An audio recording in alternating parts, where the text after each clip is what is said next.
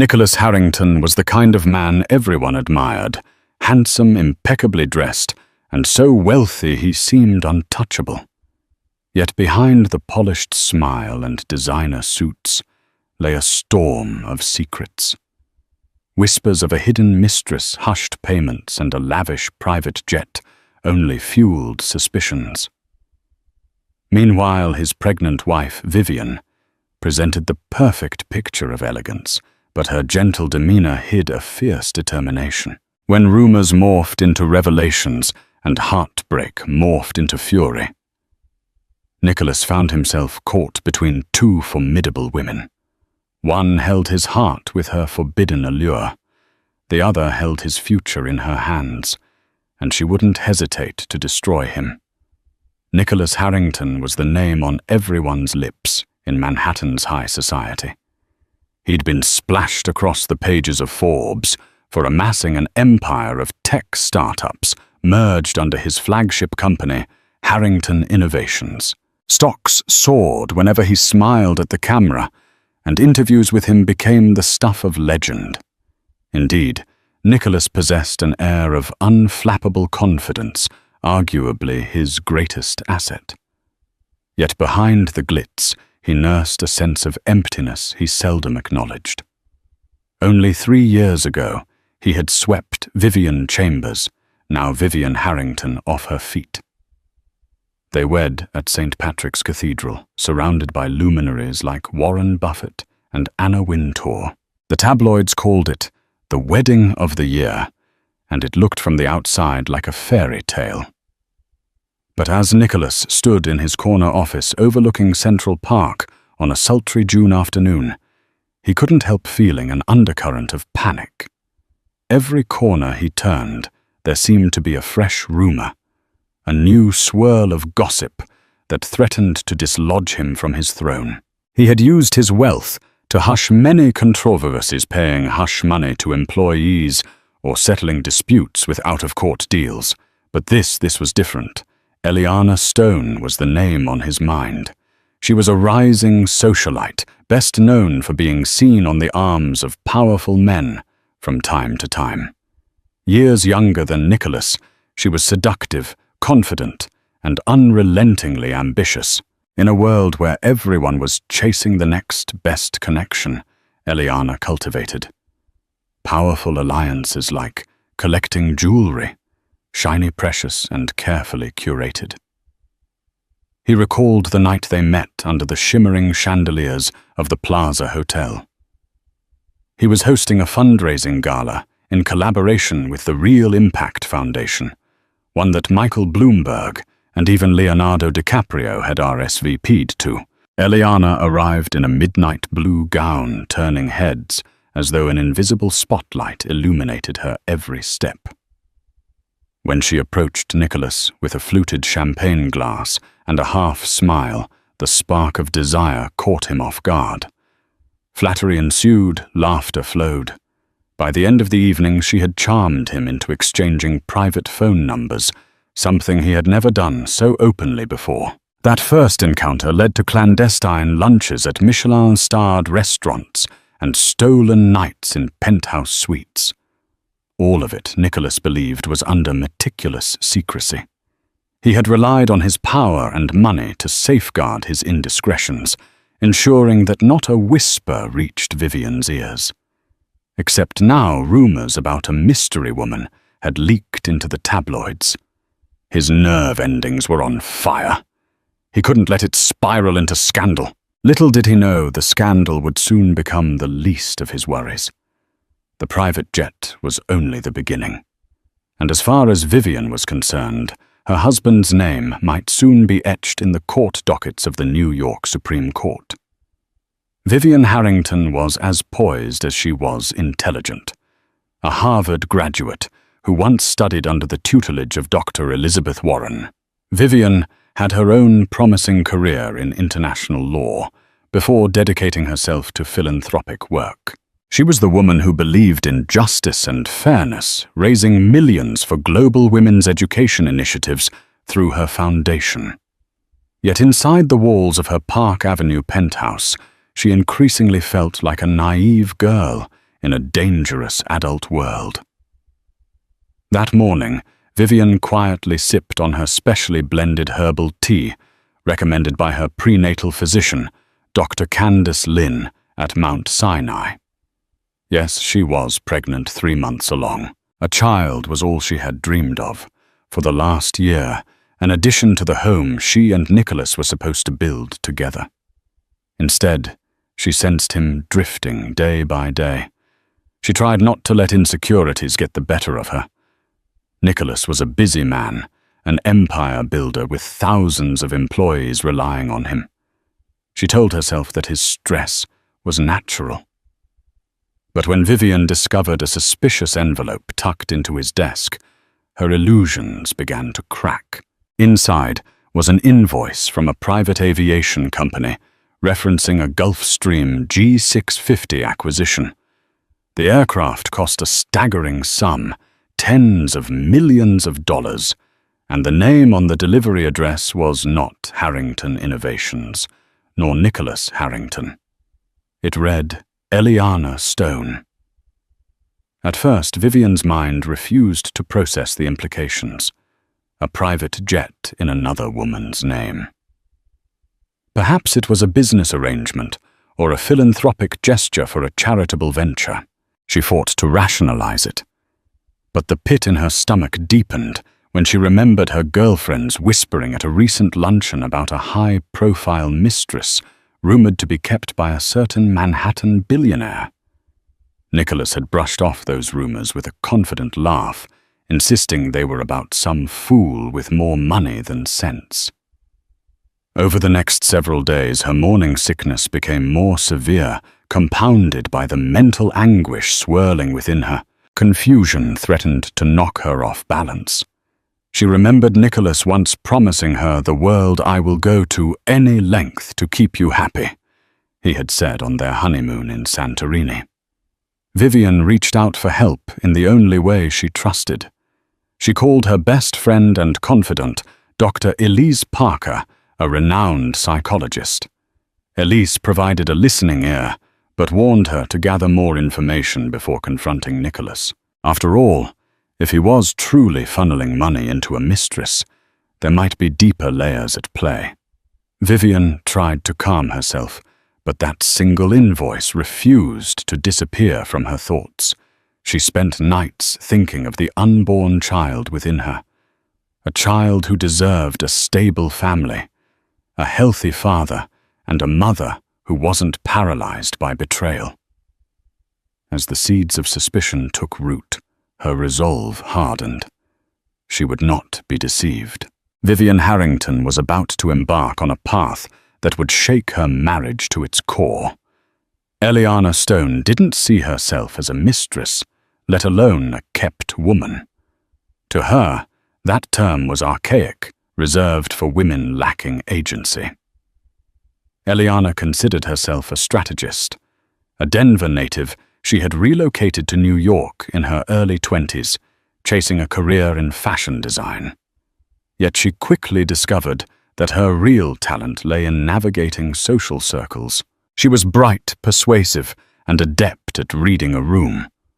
Once she found her way into Manhattan's elite gatherings, she leveraged her beauty and wit to forge relationships with the city's movers and shakers. On one particularly humid evening, Eliana stepped out of a black Escalade in front of a private hangar at Teterboro Airport. The manager of the facility, Richard Combs, an old friend she had once dated, casually greeted her with a wary smile. He handed her a set of documents referencing the brand-new Gulfstream G650 that unbelievably Nicholas Harrington had purchased in her name. Eliana was no stranger to lavish gifts. She had once been flown to Dubai by a European royal who wanted nothing more than her presence on his yacht. She had a closet full of designer items bestowed by admirers, but this private jet was on another level. Her heart hammered as she read the certificate of ownership. Nicholas had confided in her that he wanted to ensure her comfort for traveling to philanthropic events and business summits abroad. But Eliana wasn't naive. She knew this was more than a thoughtful gesture. It was Nicholas's attempt to keep her tethered to him away from prying eyes of the city.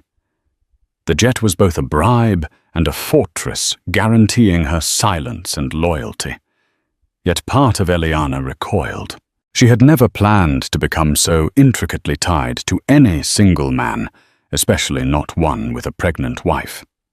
The tabloids had begun sniffing around, and she feared the blowback that might fall on her if she found herself in the crosshairs of Vivian Harrington's circle. Vivian was formidable. Harvard-educated philanthropic, loved by Manhattan's elite. One misstep, Eliana reasoned, and it could be game over for her carefully curated image. Eliana contemplated her next steps.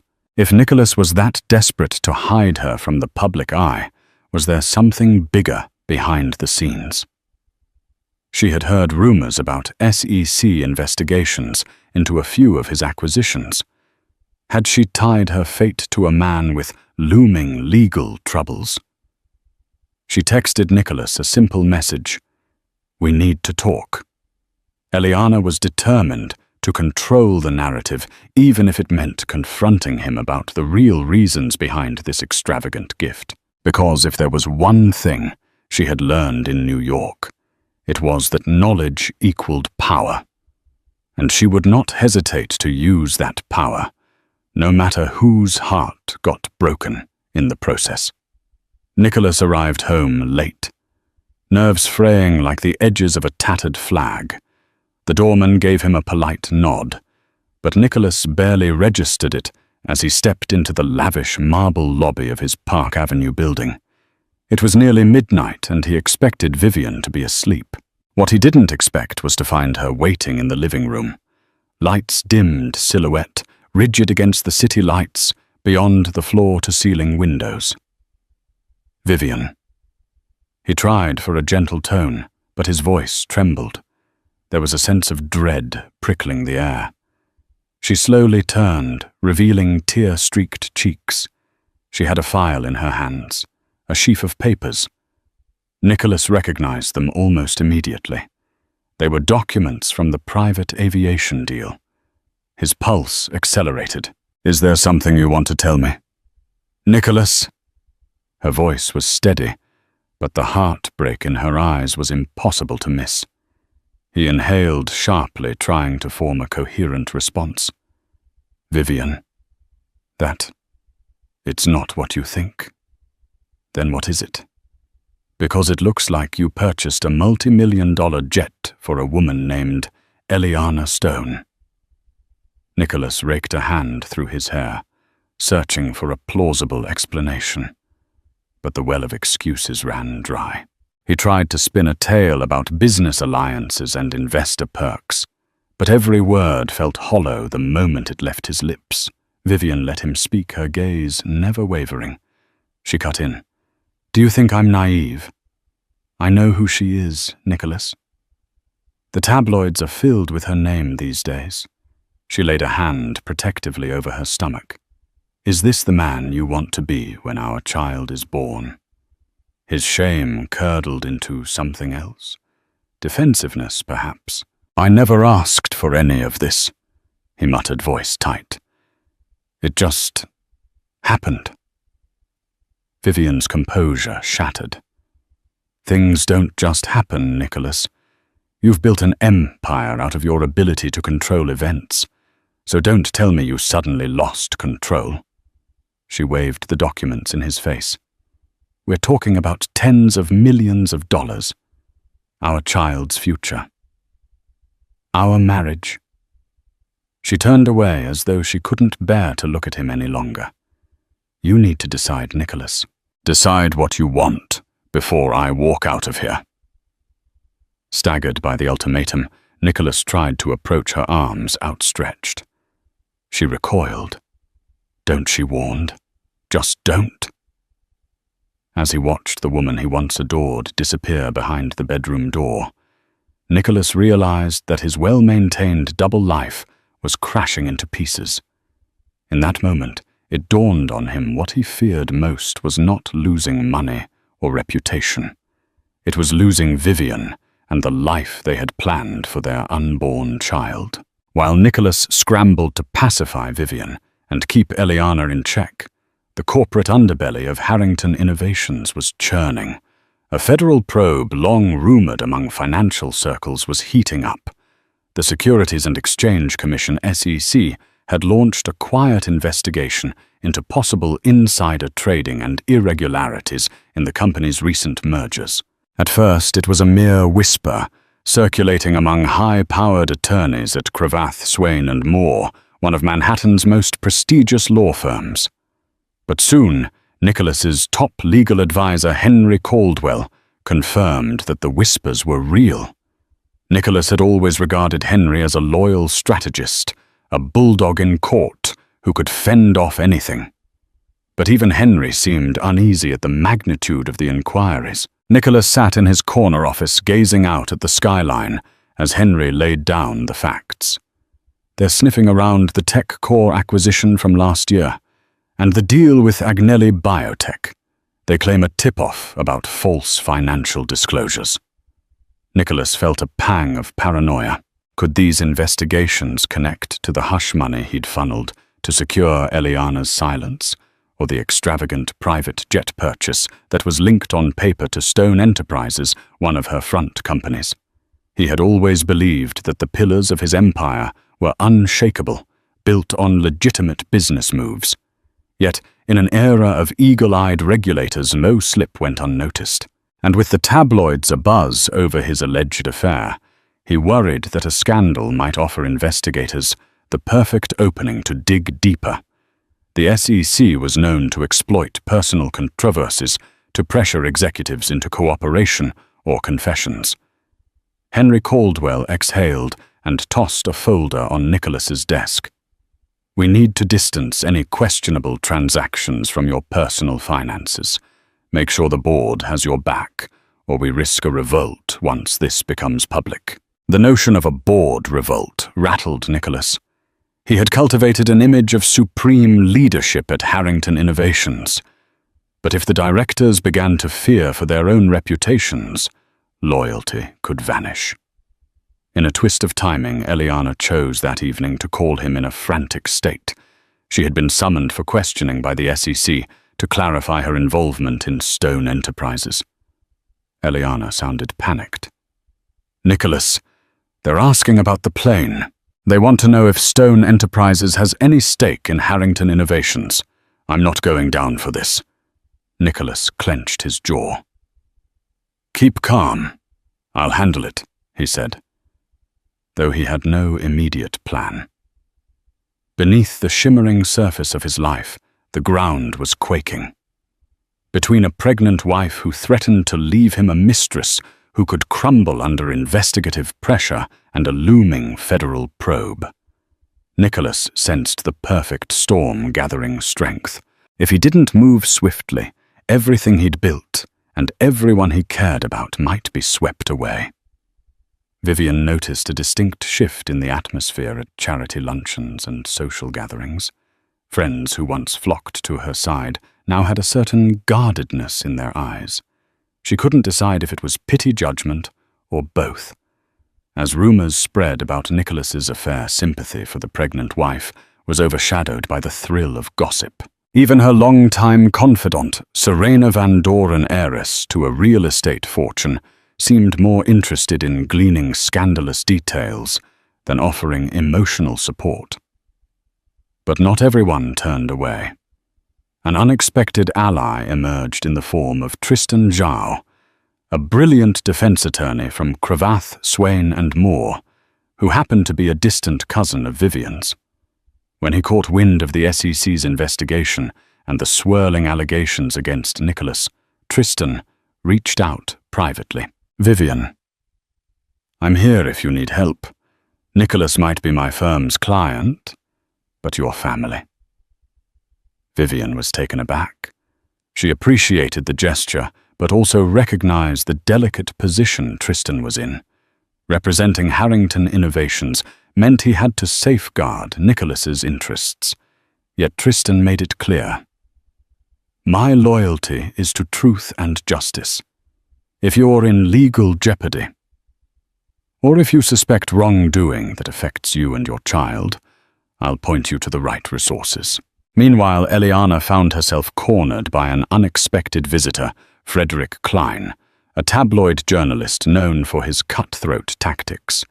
He showed up at her penthouse suite at the Mandarin Oriental, brandishing a notepad and a cunning smile. "Miss Stone, I have reason to believe you're at the center of the biggest scandal in Manhattan. Care to comment?" Her first instinct was to slam the door. But Frederick was persistent, offering a tantalizing deal. If she gave him an exclusive, he'd publish a sympathetic portrayal of her. "We can paint you as the young entrepreneur caught in Nicholas Harrington's web," he offered slyly. Eliana felt the sting of humiliation. She had been too confident, believing she could handle the entanglement. But Nicholas had drawn her into legal complications that threatened her business reputation. Part of her wanted to expose his secrets, to let the world see him for who he truly was. Another part feared losing the lavish lifestyle he had provided, especially the prized private jet. In a smoky midtown bar, Henry Caldwell met with board members from Harrington Innovations, hoping to shore up support for Nicholas. But he found dissent instead. They worried about stock prices plummeting if the CEO was entangled in an affair and an SEC investigation simultaneously. Some murmured about forcing a temporary leave of absence. Others, more calculating, considered if they should cut ties entirely for the sake of the company's public image. Little by little, Nicholas's fortress of influence was being assailed from every angle. Allies were scarce, enemies multiplying. And though he tried to manage each crisis, he was finding it impossible to keep all the plates spinning. Everyone had a stake in the game, and the stakes were rising by the hour. As summer draped New York in a cloak of heat, the chill of tension inside the Harrington penthouse grew increasingly palpable. Vivian's pregnancy advanced her belly, gently rounding a testament to a future she once believed would be bright. Now it served as a constant reminder that life moved forward no matter the turmoil. One evening, Vivian heard the door creak open. Nicholas returned, looking more haggard than she'd ever seen him. He loosened his tie and poured himself a tumbler of scotch, a habit he'd resumed after years of sobriety from his college days at Stanford. She watched silently from across the living room, waiting for him to speak. The conversation that followed was as raw as the city's summer air. Nicholas confessed, or at least tried to. He admitted that yes, he had been involved with Eliana, but he insisted it was just a distraction that spiraled out of control. He claimed he ended it weeks ago, but the private jet had already been purchased, an irrevocable transaction. Vivian glared at him. "You think that's what this is about? A fling? A toy you bought her? What about the possibility of legal consequences, Nicholas? Don't you see how vulnerable this makes us?" He grimaced, swirling the amber liquid in his glass. "I never intended for any of this. The SEC is digging into my deals and Eliana's name came up. Now she's threatening to speak to reporters." He paused, voice wavering. "I'm terrified, Vivian, of losing you, losing the company, losing everything." Vivian felt a pang of sadness for the man she once admired, but anger roiled within her too. She approached him, eyes fierce. "I've decided to retain my own attorney, Nicholas. If this escalates, I won't be blindsided. Tristan Zhao has offered to guide me to a top family law specialist." Nicholas's face contorted. "You'd do that to me? Take legal action while I'm already under investigation? Don't you dare act like the victim here." Vivian shot back, her voice quiet but resolute. "I'm pregnant with our child. If you jeopardize everything with your recklessness, I need to ensure we're protected. I won't stand by, powerless." A heavy silence descended. Finally, Nicholas set his glass down with a trembling hand. "What do you want from me?" Vivian's eyes brimmed with tears. "I want the truth. I want you to own up to your actions, publicly, if necessary. And if that means stepping down from Harrington Innovations to preserve the company you built, then so be it."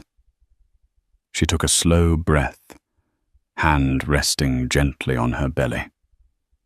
"Decide, Nicholas. Decide whether you're going to run from this or face it. But know that if you choose deceit again, I will protect myself and our child, no matter the cost." In that moment, Nicholas realized that mere apologies would no longer suffice. The ultimatum was clear: salvage his integrity, or lose not just his wife and child, but also his very freedom. When the story about Nicholas Harrington's alleged affair and the mysterious private jet finally hit the tabloids, it broke like a thunderclap across social media. Frederick Klein's publication headlined it as "Billionaire Lover's Air Affair. Harrington's Jet for His Secret Mistress." The accompanying photos of Eliana Stone stepping out of the sleek Gulfstream G650 were enough to set tongues wagging across the country. Nicholas's phone erupted with calls from board members, investors, and old friends demanding explanations. The PR department at Harrington Innovations scrambled to craft a statement. Vivian braced herself for the paparazzi who staked out the building lobby in hopes of snapping pictures of the devastated wife. Even Serena Van Doren called equal parts sympathetic and fascinated by the unfolding chaos. Amid the storm, Nicholas retreated to his home office, pacing like a caged animal. Eliana's betrayal stung. She had effectively confirmed the existence of the jet, if not the entire affair. He had tried to soothe her panic about the SEC, but in doing so he'd only made her more aware of how precarious his position was. With her new leverage, Eliana seemed ready to play all her cards. Desperate to salvage what remained, Nicholas arranged a secret meeting with Eliana at a discreet suite in the Four Seasons. When she arrived, her posture was tense, her expression wary. He tried to plead with her. "Eliana, why did you let it go public?" Her laugh was hollow. "Don't be naive. That reporter cornered me. My silence was worthless once the SEC got involved. Are you aware they're asking for my financial records? If I end up indicted for fraud because of you, I'll sing like a canary." Nicholas clenched his jaw. "I never intended for you to be implicated. Let me handle the SEC. I'll ensure your name is cleared. But please keep the media out of it. I'm trying to protect my wife and child." She eyed him skeptically. "You never told me Vivian was pregnant." Her voice held a hint of regret. "Had I known, I might have walked away sooner." Nicholas felt a surge of anger at her self-pity. "Eliana, this has gone too far. The board is ready to oust me. My marriage is hanging by a thread. Just name your price for your cooperation. I'll pay whatever it takes." She raised an eyebrow. "You think money solves everything. But you've built a reputation on power moves. Now the press wants blood, and the SEC wants to take down a big fish. If you can't offer me guaranteed safety, then my best bet is to protect myself by cutting a deal with them and with the media." He stood there, words choking in his throat. Eliana turned to leave, stiletto heels clicking on the polished floor. The door closed softly, and Nicholas was left staring at his reflection in the window. The private jet that once symbolized his dominion had now become a millstone around his neck, dragging him and everyone around him into scandal and potential ruin. Outside of the Manhattan social bubble, Vivian found respite in the quiet spaces of her childhood home in Connecticut. She often visited her mother, Catherine Chambers, a retired professor, who lived in an ivy-covered cottage near Hartford. Sitting on the back porch, Vivian could almost pretend she was a little girl again, sipping lemonade while the summer breeze rustled the trees. But the illusion was fleeting. Her mind was consumed by the crisis unfolding back in Manhattan. She had just seen the tabloid headlines about the private jet.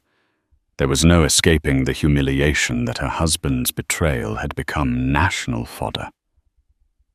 Catherine sipped her tea, brow furrowed as she studied her daughter. You know, sometimes men think with their pride and lose sight of their vows. I'm not saying this to excuse Nicholas's behavior.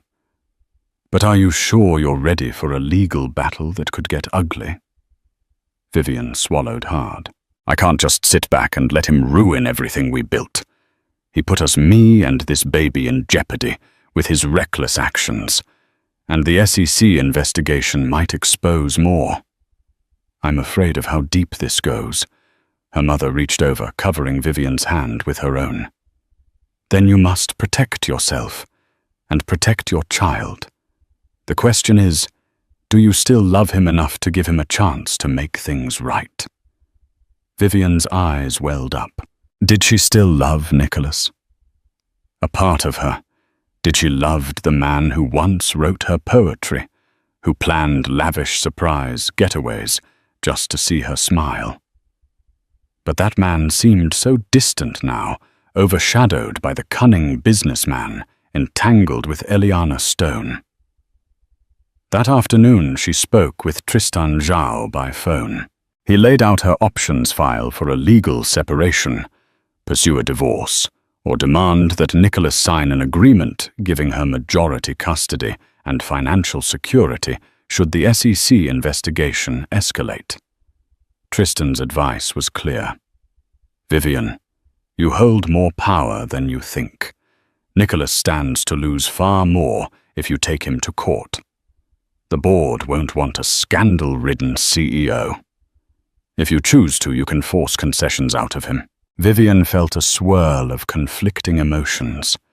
Anger, betrayal, guilt, sorrow. Catherine's question echoed in her mind.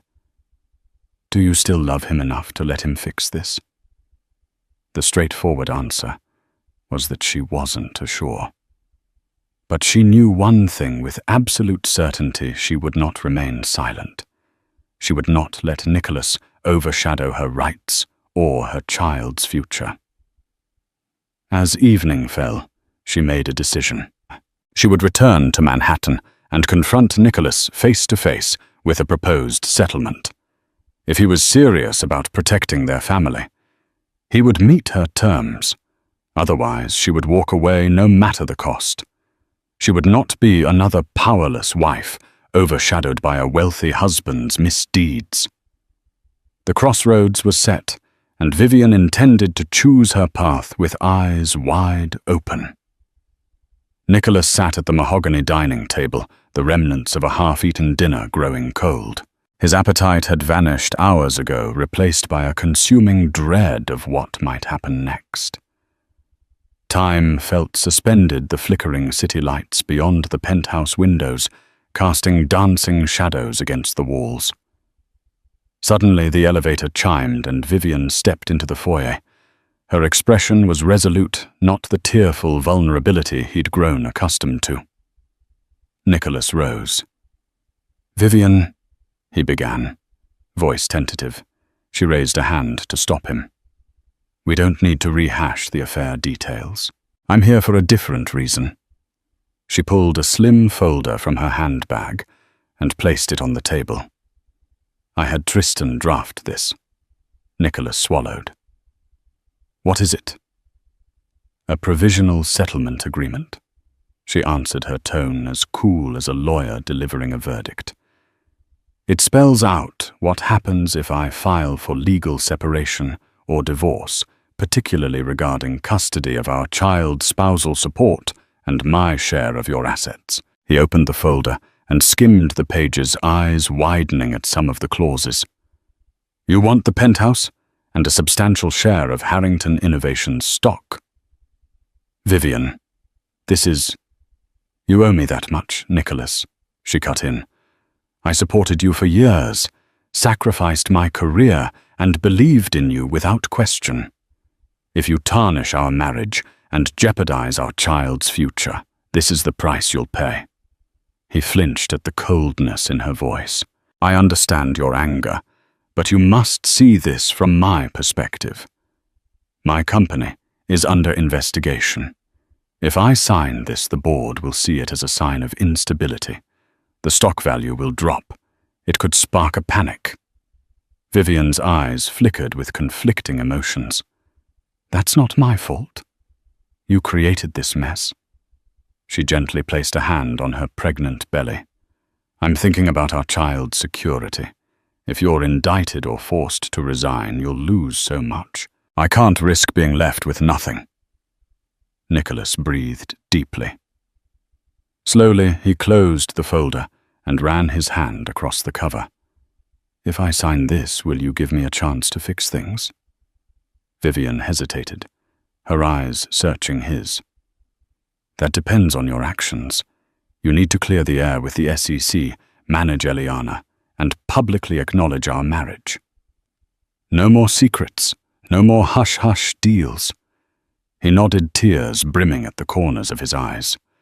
I'll do whatever it takes, he whispered. Without another word, Vivian turned and walked to the spare bedroom. Once she was gone, Nicholas sat there, the weight of the agreement seeming to press down like an anvil. Signing it might mean salvaging some form of trust. Refusing it might lead to a costly and humiliating court battle. Either way, his fate now lay in the fine print of that folder and in the unwavering resolve of the wife he had wronged. The air outside the SEC's New York regional office was thick with August heat and anticipation. A line of reporters had already begun to form across the street, cameras aimed like rifles, ready to capture the slow dismantling of a reputation once thought untouchable. Nicholas Harrington emerged from the back seat of a sleek black town car, flanked by his chief legal counsel Henry Caldwell and 2 junior associates. Dressed in a charcoal grey suit, every inch of him appeared immaculate, except for the strain around his eyes. It was the look of a man who had spent too many nights staring at the ceiling, wondering when everything would fall apart.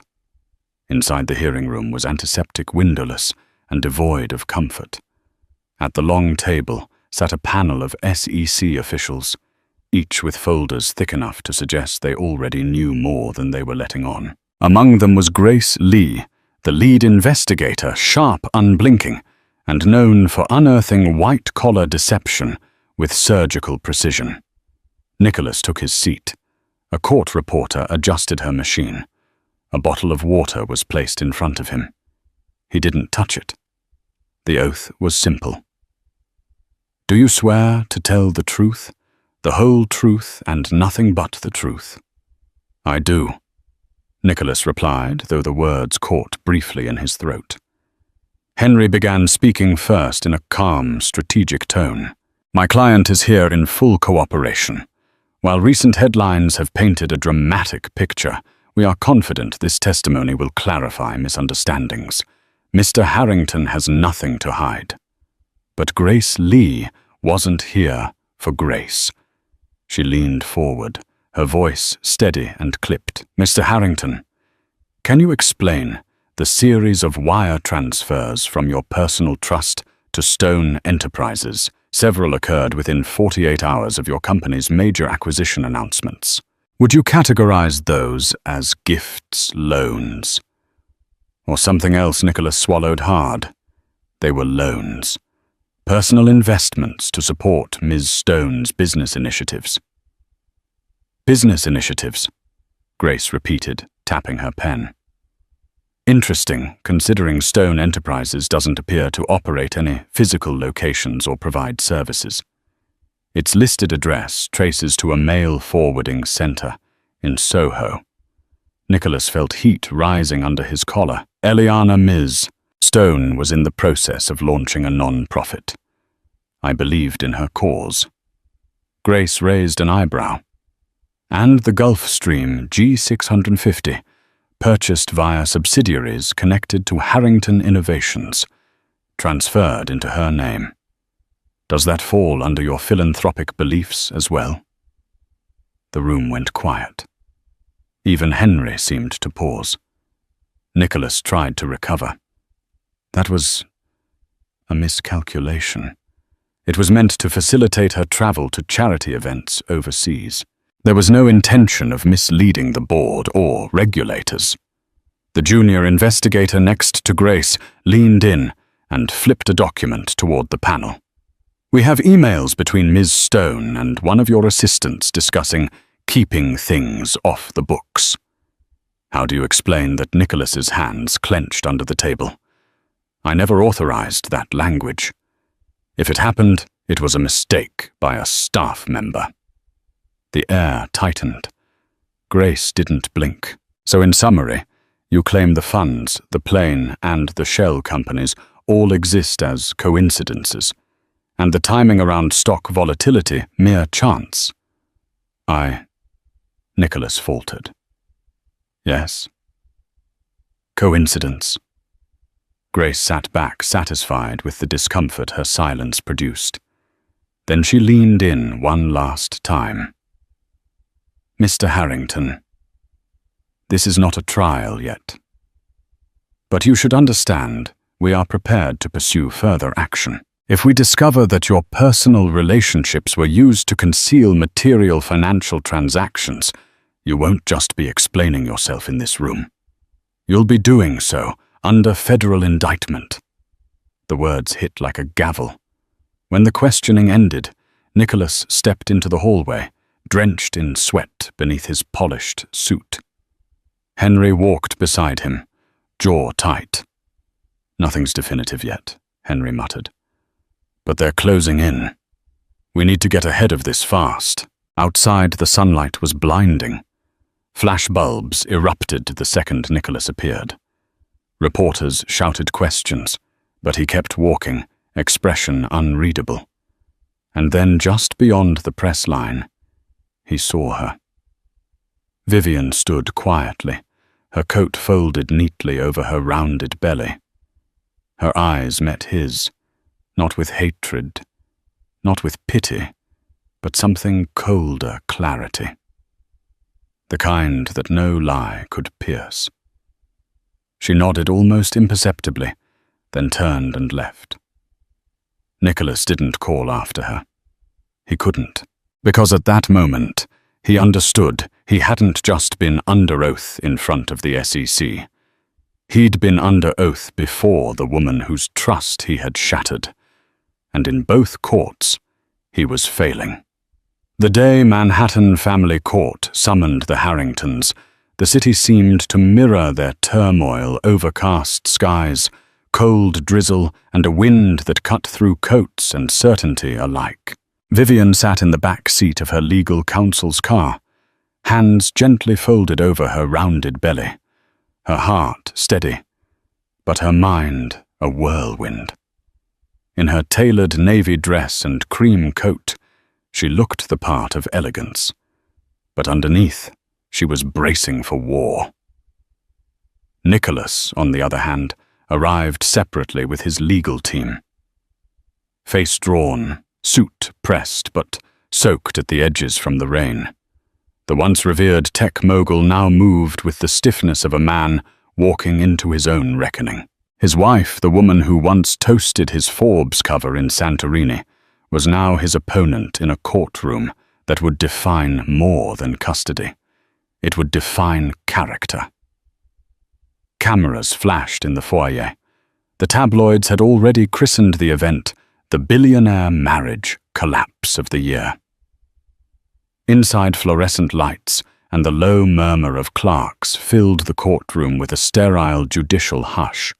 But beneath the procedural tone, hearts thundered. Judge Wallace, known for his impartial but razor-sharp mind, presided from the bench, glancing between the two parties with practiced observation. Vivian rose first.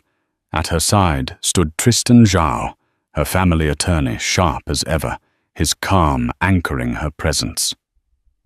"Your Honor," Tristan began, "we are here today because my client, Mrs. Vivian Harrington, must safeguard not only her unborn child's well-being, but also her own future in light of serious allegations surrounding Mr.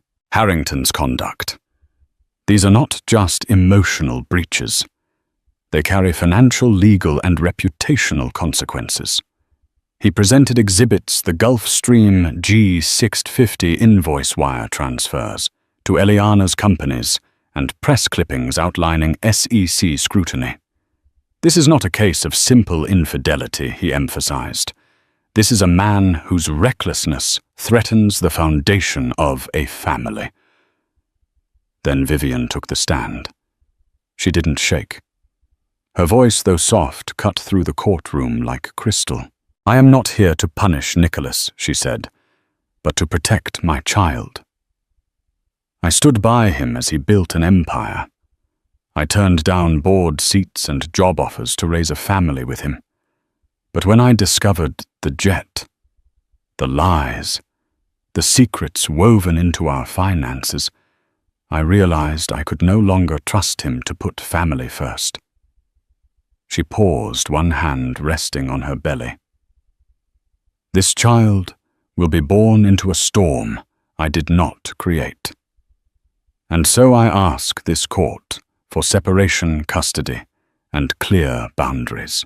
I need to know I'm not tied to a future of consequences that I didn't choose." Nicholas, listening, felt something tear quietly within. Vivian wasn't attacking him. She was grieving him. Grieving the man he used to be. And somehow that hurt more than any insult could. His attorney, Deborah Montague, rose her tone polished but defensive. "Mr. Harrington has not been charged with any crimes. He has taken responsibility and signed a provisional agreement to provide for his wife and unborn child. He regrets the mistakes he made, and he is committed to restoring stability." When Nicholas took the stand, his usual confidence faltered. "I've made catastrophic decisions," he admitted. "I lost my way. I hurt the woman who believed in me more than anyone. But I love my family. I love my wife.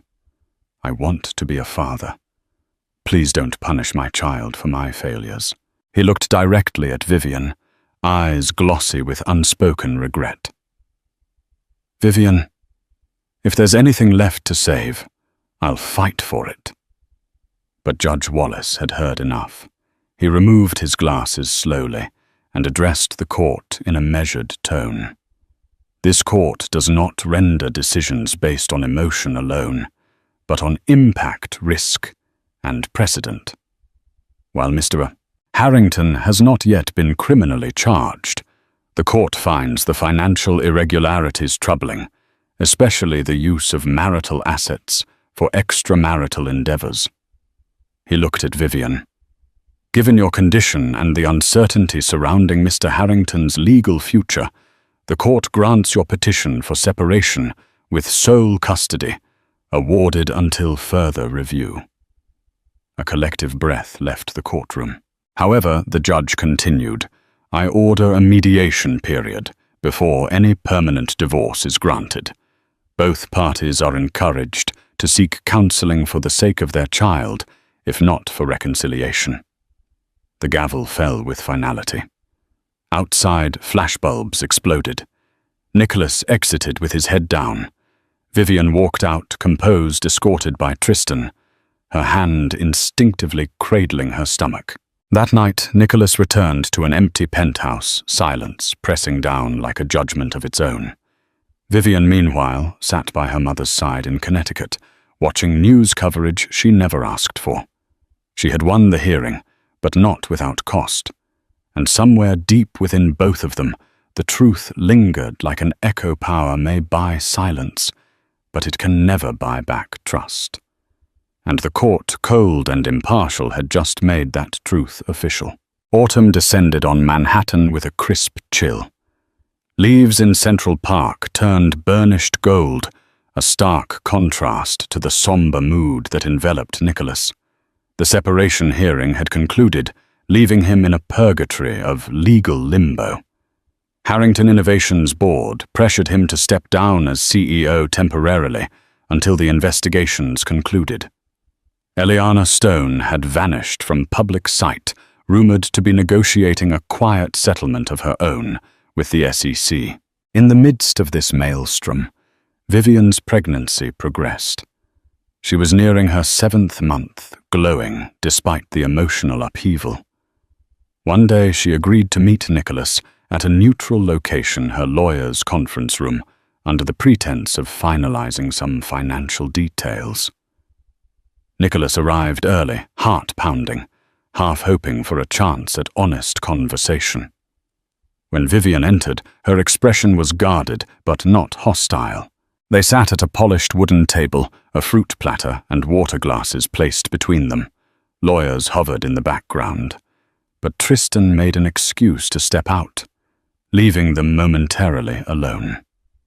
Nicholas mustered his courage. "Vivian, I know I can't undo what's happened, but I still believe we can be a family for our child." She studied him quietly, absent-mindedly, placing a hand on her belly.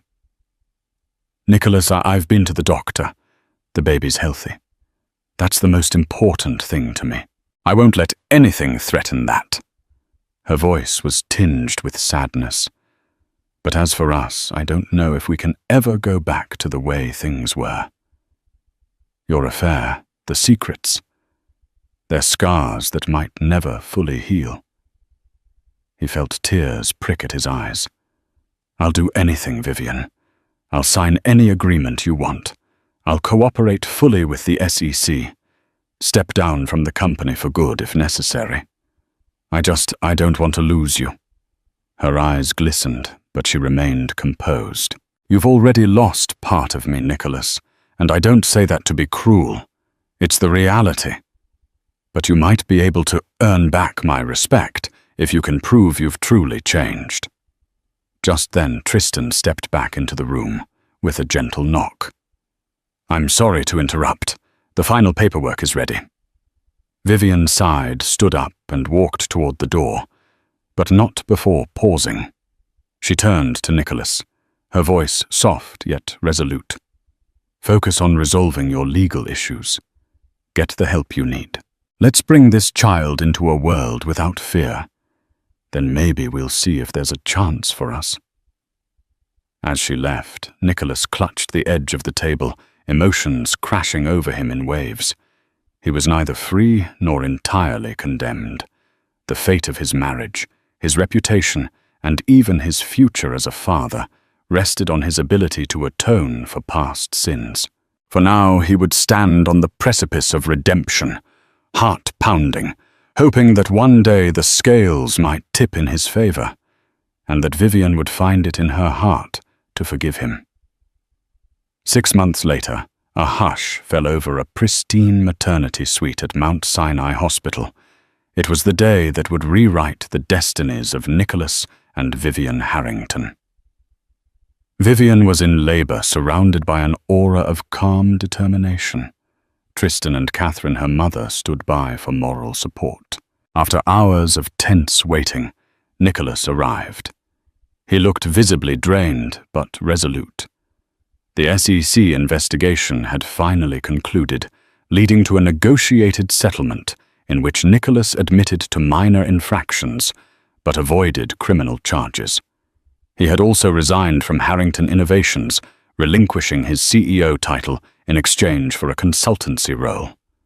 The board accepted his departure as a necessary act to restore the company's public image.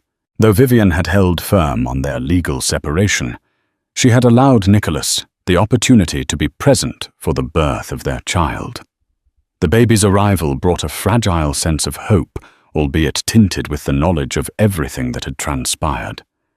In the hallway, Nicholas paced anxiously, memories flooding his mind, his first date with Vivian, their wedding day, the day he discovered she was pregnant. Each memory was a bittersweet reminder of how far they had strayed from their dream. The door to the maternity suite opened, and Catherine beckoned him inside. Vivian lay reclined, sweat on her brow, but her face softened when she saw him. "The baby's almost here," she said, breathless between contractions. Nicholas rushed to her side, gently taking her hand. "You're doing amazing," he whispered, voice trembling with emotion. She squeezed his hand, and for a moment, all grudges, all scandals, seemed to dissolve in the face of new life.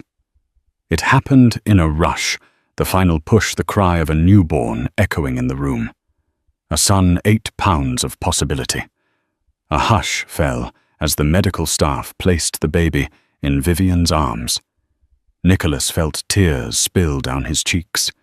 Vivian's face lit up with a radiant glow he hadn't seen in a long time. When a nurse asked if the father wanted to hold the baby, Vivian glanced at Nicholas and nodded. Carefully he cradled his son, a tiny, fragile being who knew nothing of private jets or SEC hearings, nothing of betrayal or heartbreak.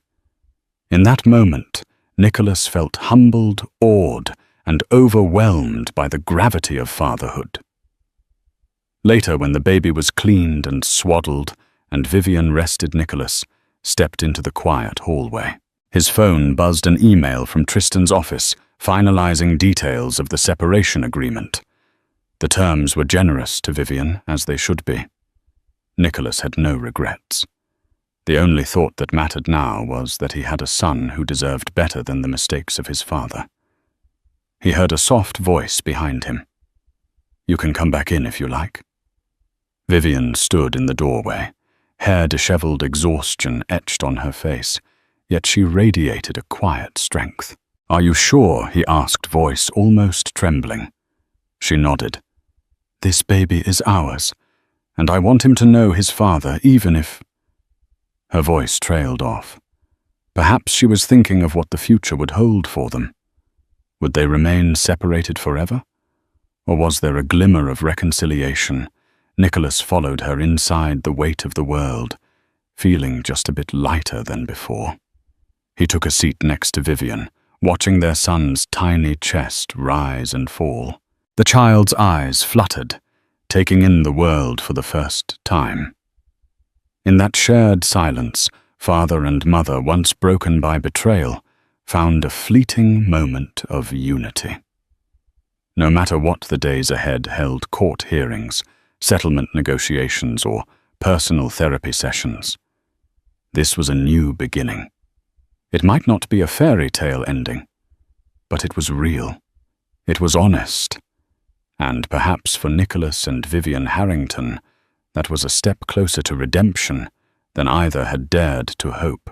Thank you for joining us on this intense journey of passion, betrayal, and the fight for redemption. The tangled webs of Nicholas Harrington's life serve as a stark reminder that no amount of wealth or power can shield us from the consequences of our actions. From a hidden mistress and an extravagant private jet, to legal showdowns and a child's birth that changed everything. Our story reveals how trust once broken can take a lifetime to rebuild. Yet in the darkest moments, hope may still emerge if one chooses humility and honesty. If you found yourself on the edge of your seat, yearning to know what happens next in the Harrington saga, be sure to like, share, and subscribe to our channel. Your support helps us bring more gripping stories to life. Stay tuned for our next riveting tale. Because in the world of real-life drama fiction, there's always another twist around the corner. Harold Davenport was the kind of man the tabloids loved to hate, handsome, wealthy, and never without a scandal. But no one ever expected this particular drama to unfold in the glare of high society's most exclusive restaurant, especially not with his pregnant wife sobbing in the middle of it all. In just one heated moment, Harold shattered more than expensive dinnerware when he delivered a stinging slap across Evelyn's face. Witnesses stood frozen cell phones out, capturing every angle of the betrayal. Within hours, the video went viral, thrusting Harold and the secrets he'd worked so hard to hide straight into the spotlight. Harold Davenport prided himself on two things: his ability to close any business deal and his impeccable public persona. If you walked into the towering glass building that housed Davenport Investments, you'd be greeted by smiling receptionists, crisp-suited assistants, and a portrait of Harold himself that exuded both charm and power. Behind the scenes, he navigated labyrinthine deals with an iron will. He had started from modest beginnings, something he rarely shared openly, to become the city's most lauded real estate mogul. His name peppered the society pages alongside glamorous photos of his equally sophisticated wife, Evelyn Davenport. They appeared to be the epitome of a power couple. Her shining brown eyes and perfectly styled hair spoke of poise and grace, the essential ingredients for playing the role of a millionaire's wife in high society. She was not just a trophy by any means. Evelyn held a master's degree in art history and curated exhibitions for a local gallery. Yet to the outside world, she seemed a mere ornament to Harold's unstoppable ambitions. Harold considered himself unstoppable until recently. He had just received news that Evelyn was pregnant.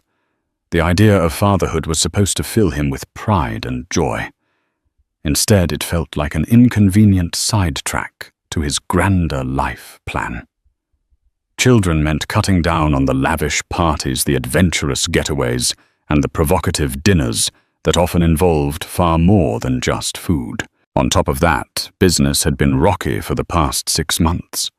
Some said the real estate bubble in certain parts of the city was bursting and Harold was feeling the tremors. But he refused to show weakness. He doubled down on new developments, ignoring the warnings of colleagues. He had built an empire.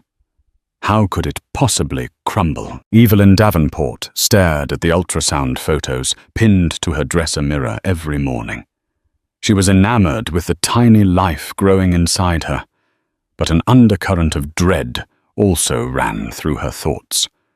Her marriage had once been built on genuine affection, but in recent months, Harold had grown distant.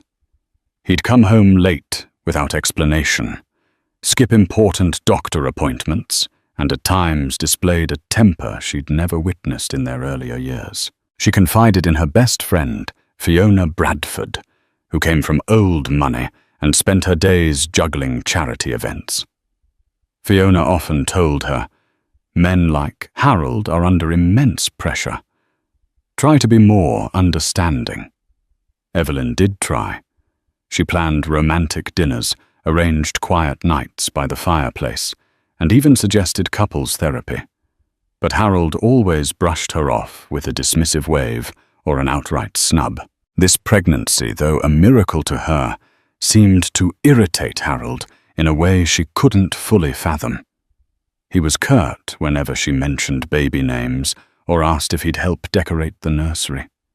Evelyn began taking notes on her phone of every small moment of love he did show, as though hoarding them like rare jewels, holding on to evidence that the man she married still existed. Complicating things further was the swirl of rumors she caught drifting through the city's upper crust. A mistress, some whispered. Others said they'd seen him at questionable venues late at night. She tried to remain hopeful, to keep faith in the vow they had shared. After all, this was the man who'd once whisked her away for a spontaneous trip to Santorini just to watch the sunset on her birthday. Yet she couldn't deny the gnawing feeling in her stomach that something was terribly wrong. Serafina Rossetti was everything a scandalous mistress might be: statuesque, captivating, and dangerously ambitious. She had grown up on the outskirts of Rome, clawing her way out of poverty by using her wit charm and an unrelenting will to transcend her circumstances. Arriving in the city with no connections, she landed a job as a lounge singer in a high-end hotel bar frequented by the wealthy. That's where she first caught Harold's eye. Harold was drawn to Serafina's exotic accent and the allure of the unknown. As her smoky voice caressed the final note of a song, one evening Harold found himself enthralled. He approached her with the confidence of a man used to getting what he wanted. Serafina recognized him immediately. The local tabloids were filled with stories of Harold Davenport, the man who could turn a patch of barren land into a sprawling, money-making enterprise. She pretended not to care about his reputation or fortune, knowing full well how to play the game. Before long, they were meeting in clandestine hotel suites. Harold felt a rush with Serafina that had been absent from his marriage for far too long, at least in his mind.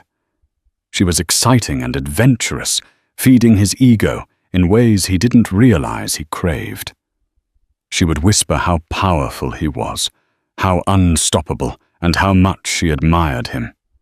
It filled a void he had never acknowledged existed. To Serafina, Harold was a ticket to stability, and possibly much more. She knew the stakes. If she played her cards correctly, she might secure a future that far outshone her modest singing gigs.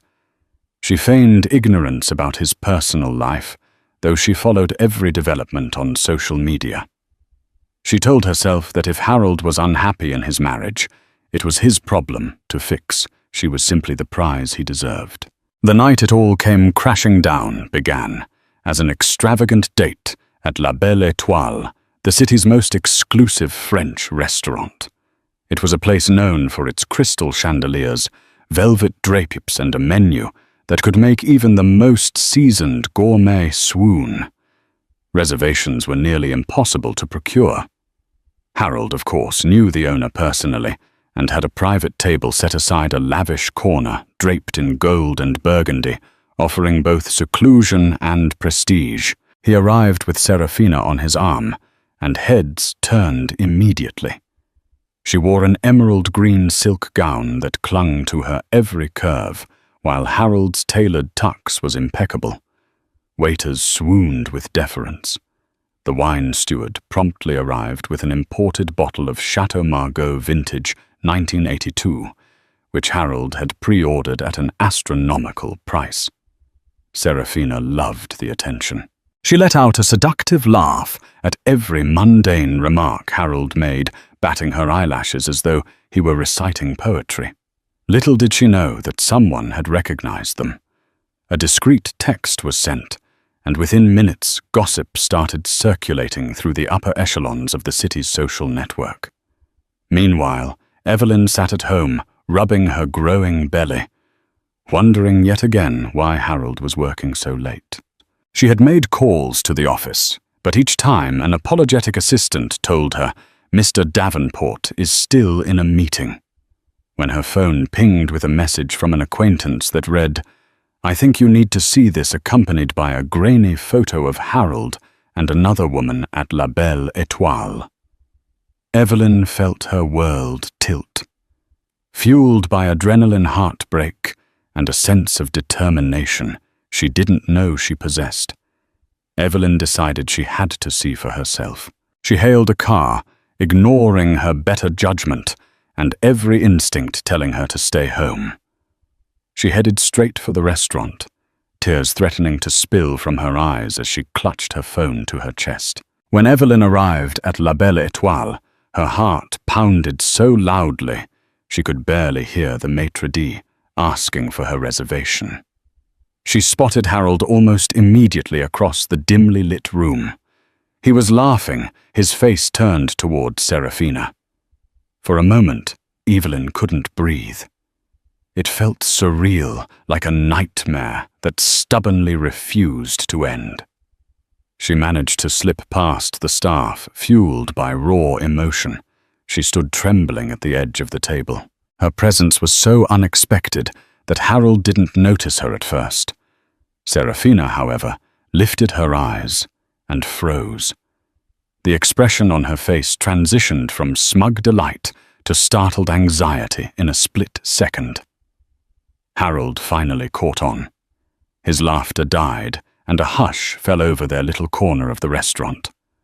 By now, Curious diners at nearby tables were craning their necks to see the source of the disruption. Evelyn Harold said, his voice taut, "What are you doing here?" She couldn't quite form coherent words. Her throat felt like sandpaper as she uttered, "So this is how you spend your late nights." Before Harold could respond, Serafina tried to stand, but Evelyn's fierce gaze made her retreat into her seat. Evelyn didn't notice the staff edging closer to intervene or the scattered camera phones that rose from various tables. She only had eyes for Harold, whose face was now marked by anger more than guilt. Seeing the confrontation escalate, the maitre d' approached gently. "Madame, if there's an issue, stay out of this." Harold barked eyes locked on Evelyn.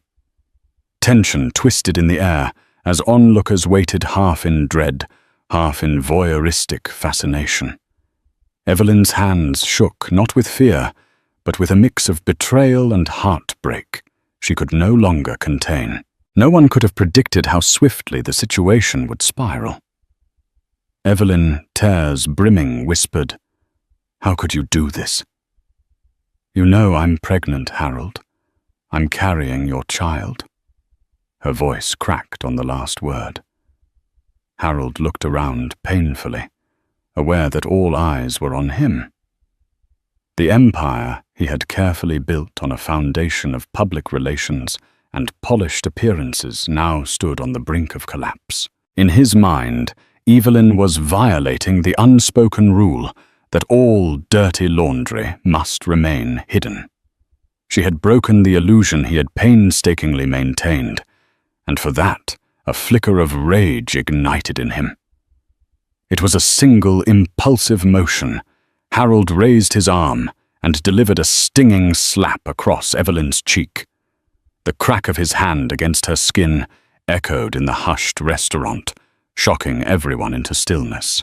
Evelyn stumbled back, her hand flying to her burning cheek, eyes wide in disbelief and pain. Serafina gasped, and several diners let out shocked cries. One or two even scrambled to stop him, but it was too late. The deed was done. As Evelyn steadied herself, the horrifying reality sank in. She was pregnant, vulnerable, and had just been struck by the man she once believed would protect her from all harm. Then the chaotic aftermath began. Concerned patrons rushed forward, some filming on their phones. A couple of women attempted to console Evelyn, while others shouted at Harold, calling him out for his abuse.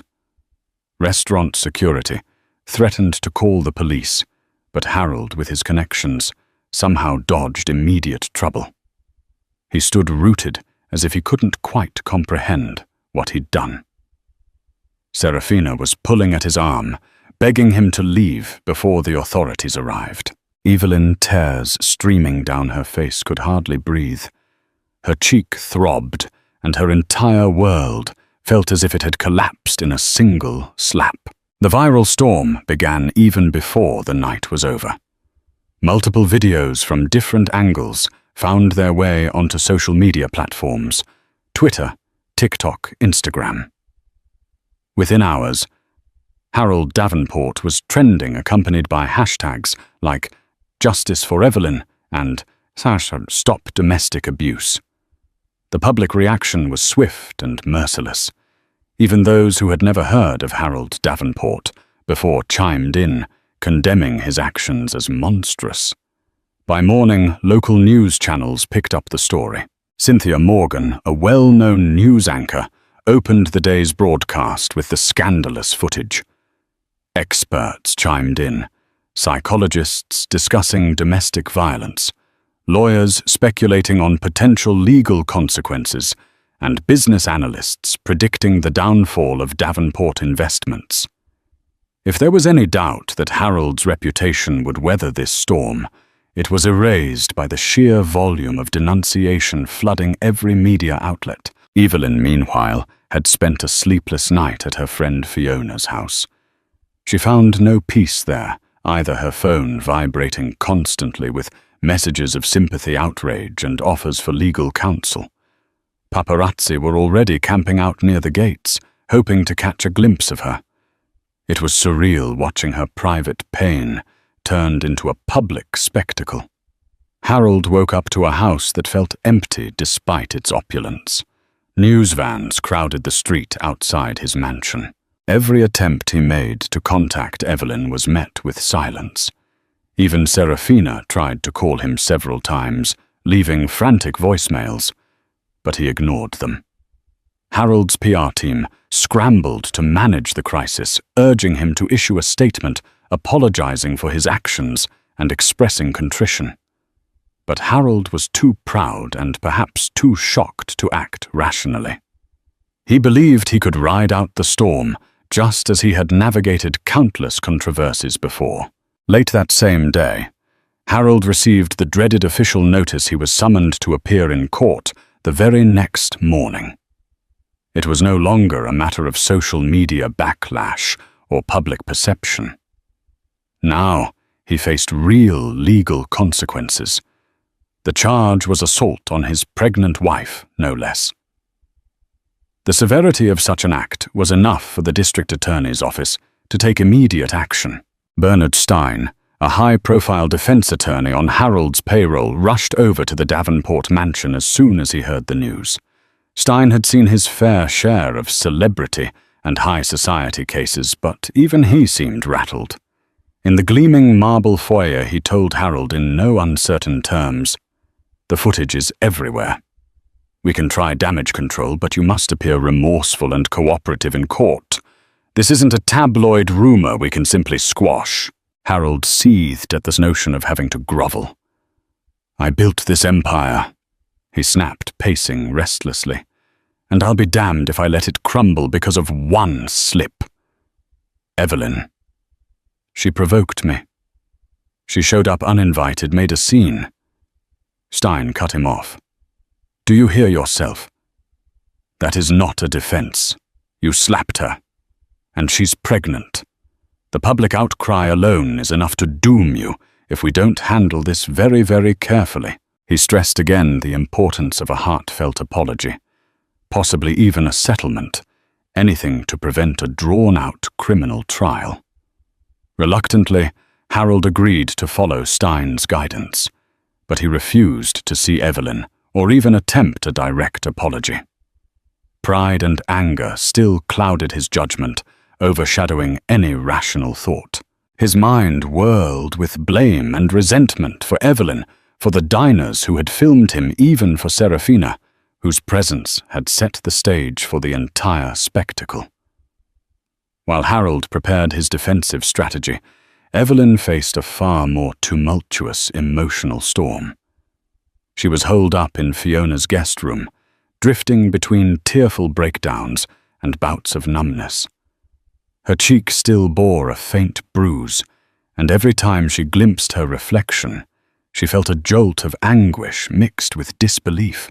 When she placed a hand over her belly, she worried not just for her own future, but for the innocent child growing inside her. Through the door, Fiona tried to coax her with tea-soft music or heartfelt reassurances. Evelyn appreciated the support, but she felt trapped in a nightmare she never asked for. A flurry of phone calls from advocacy groups, lawyers, and journalists only added to the confusion. While some demanded she press charges and make a public statement, others urged her to remember that Harold was a powerful man with the means to retaliate. Even her own parents, who lived in another state, left voicemails begging her to come home away from the media frenzy. Eventually, Evelyn allowed Fiona to connect her with a legal advocate named Janet Morales, who specialized in domestic violence cases. Janet arrived at Fiona's house, a calm, steady presence in the midst of chaos. She explained the legal options available to Evelyn, from restraining orders to possible civil suits. Evelyn listened quietly, feeling the weight of the decisions she needed to make. Her mind wandered to the early days of her relationship with Harold, their honeymoon in Bali, the nights they spent dreaming about their future, the moment they decided to try for a child. Each memory felt like a shard of broken glass, once whole and dazzling, now painful and scattered. Still, a determination flickered in her eyes. She wasn't just a victim. She was a mother, and she needed to protect herself and her unborn child, even if it meant taking the man she once loved to court. The next morning, the courthouse was abuzz with reporters, photographers, and curious onlookers. Police barricades lined the steps leading to the main entrance, where a swarm of media personnel jockeyed for the best vantage point. When Harold arrived in his sleek black sedan, he was greeted with an onslaught of camera flashes and shouted questions. Dressed in a tailored grey suit and dark sunglasses, he wore a stoic mask that revealed no hint of emotion. Inside the courtroom was surprisingly small and modest for such a high-profile case, the wooden pews filled with press and spectators. Evelyn and her lawyer Janet were seated at the prosecution's table. She looked pale and fragile, her eyes downcast, but there was a certain resolve in her posture. Harold glanced at her only briefly as he took his seat beside Bernard Stein. Judge Mary Kingsley presided, an astute woman known for her intolerance of theatrics. She addressed Harold's legal counsel, who motioned for a plea of not guilty. The charges read aloud included felony assault and battery on a pregnant spouse. The words echoed ominously through the hushed room. Prosecutor James Underwood wasted no time presenting the video evidence that had already become infamous. The room fell silent as the footage played. There on the screen was Harold's hand connecting sharply with Evelyn's cheek. Her face contorted in pain, the restaurant crowd gasping in the background. Harold swallowed hard, but his expression remained guarded. His attorney argued that it was an isolated incident, fueled by extreme emotional stress, an out-of-character moment for a man who had led a charitable, community-minded life. The prosecution countered that domestic violence could never be excused by stress, especially when an unborn child was at risk. By the time the hearing concluded, it was clear there would be no quick resolution. Trial was set for several weeks later, and the tension in the courtroom felt like a coiled spring about to snap. In the days following the court hearing, Serafina Rossetti found herself in an awkward position. She had assumed that Harold needing her emotional support would whisk her away from the scandal and set her up in some plush hideaway. Instead, she found her calls unanswered or curtly dismissed. The few times Harold did speak to her, he was terse and irritable, as though she were now a complication rather than a thrilling escape. Serafina had her own problems too. Reporters had begun staking out the upscale condo Harold had rented for her. Some tabloids ran sensational headlines like, "The Other Woman." Serafina Rossetti speaks out. Even though she had given no interviews, offers from less reputable media outlets poured in, all wanting her exclusive story. Serafina sensed an opportunity. Perhaps if Harold was going to turn cold, she could profit from this mess in her own way. Despite her interest in monetizing the scandal, Serafina also harbored a flicker of concern for Evelyn. She never anticipated the situation would escalate into physical violence. Yes, she had wanted to supplant Evelyn as the woman in Harold's life, but witnessing a man strike his pregnant wife had jarred her. For the first time, she wondered if she was in over her head. One evening, she decided to contact Evelyn anonymously. She sent a brief, cryptic message. "I'm sorry for what happened. I never wanted it to come to this." She then quickly blocked the number, unsure of why she felt compelled to do so in the first place. That night, she remained awake, perched on her leather sofa, staring at the city lights outside her window. She had spent a lifetime fighting for a better existence, convinced that the ends justified the means. But as she peered into her own future, she suddenly realized she might be standing on a precarious tightrope, one misstep away from losing everything. Harold Davenport's PR team had never faced a crisis of this magnitude. Usually they managed to paint him as a charitable businessman, someone who hosted lavish galas for hospitals, sponsored educational programs, and revitalized run-down neighborhoods. But the video of him striking Evelyn was impossible to spin. The public condemnation was fierce, and major corporate partners began distancing themselves. Stock in Davenport Investments took a nosedive. Shareholders were panicking, and the board of directors discreetly questioned Harold's ability to continue leading the company. Not one to accept defeat, quietly Harold held a meeting in his opulent office suite. The walls were lined with modern art, each piece meticulously chosen to convey sophistication. But on this day, the art's tranquility did nothing to calm the anxieties in the room. Board members, anxious and distrustful, demanded reassurance. Harold paced at the head of the long, polished table, trying to maintain composure. "We need to control the narrative," he insisted. "I've directed my lawyers to talk settlement with Evelyn. We can handle this quietly if she—" One of the older board members, James Chapman, interrupted. "Harold, with all due respect, you assaulted your pregnant wife on camera. There's no controlling that narrative, and if we don't distance ourselves, we risk the downfall of the entire firm." Murmurs of agreement echoed around the table. Harold's jaw tightened. He insisted that the scandal would blow over if they remained united. But the board members exchanged doubtful glances. In the hallways outside, staff whispered uncertain if they'd have a job in a few months. That evening, Harold retreated to his penthouse office. The city skyline spread before him. He clutched a glass of expensive scotch, staring at the reflection of a man he hardly recognized. His empire was teetering, and for the first time in his life, he had no idea how to save it. As Harold's world collapsed, the people in his orbit took sides. A handful of his longtime associates tried to stand by him, offering moral support and private sympathies. Most, however, withdrew out of self-preservation. Invitations to elite events dried up. Charity galas quietly removed his name from the guest lists, and those who once clamored for a seat at his table now avoided him. Evelyn, too, witnessed a shift in her social circle. Friends who had previously envied her lifestyle now reached out with genuine compassion, offering everything from free daycare advice to assistance in navigating the legal system. Fiona remained steadfast, becoming Evelyn's de facto bodyguard against paparazzi and meddling reporters.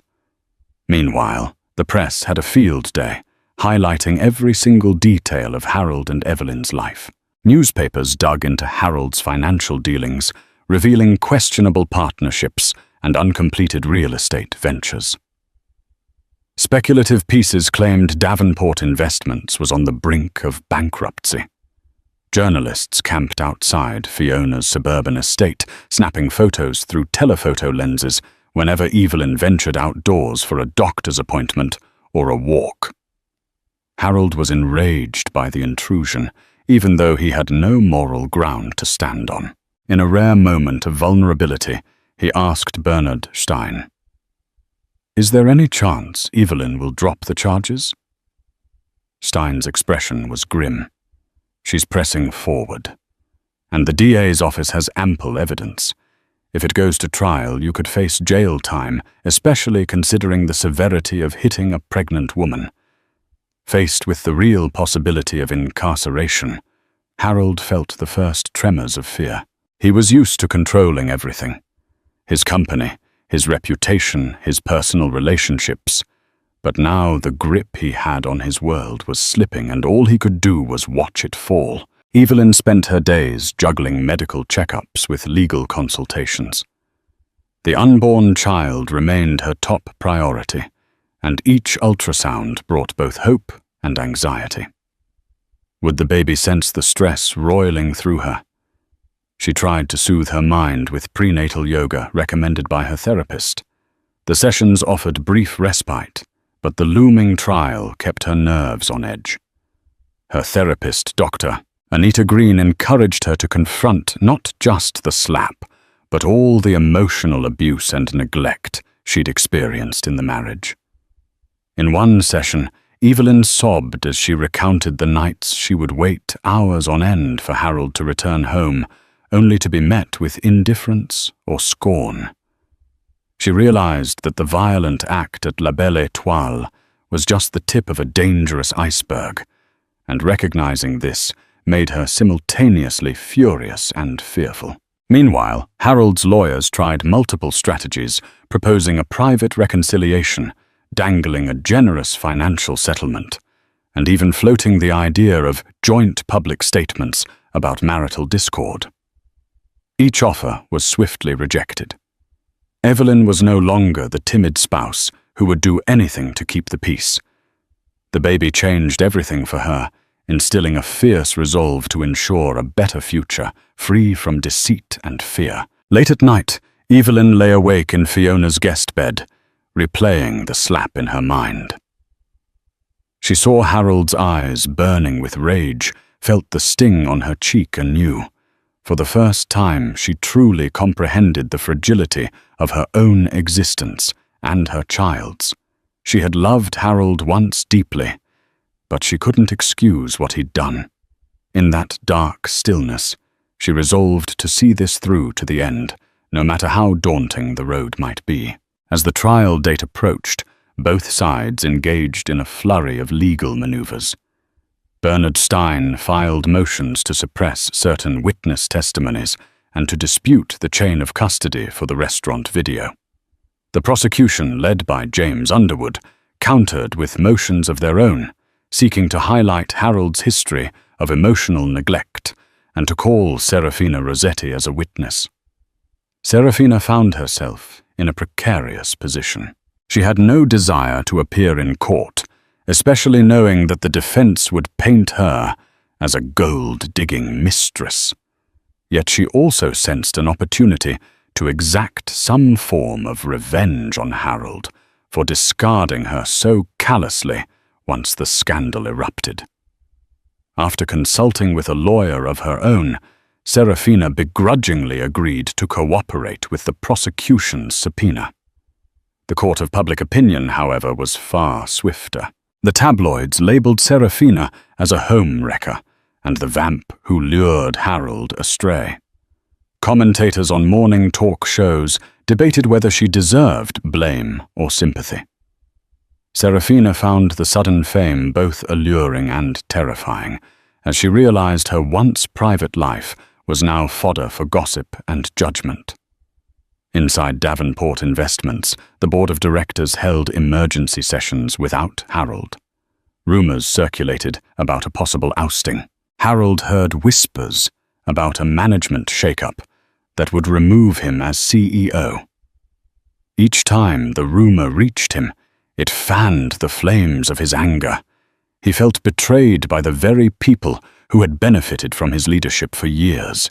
Still, he clung to the hope that the trial might reveal the situation as a one-time lapse in judgment, at least enough to salvage what remained of his empire. But in his darkest moments, he wondered if the unstoppable Harold Davenport was truly unstoppable after all.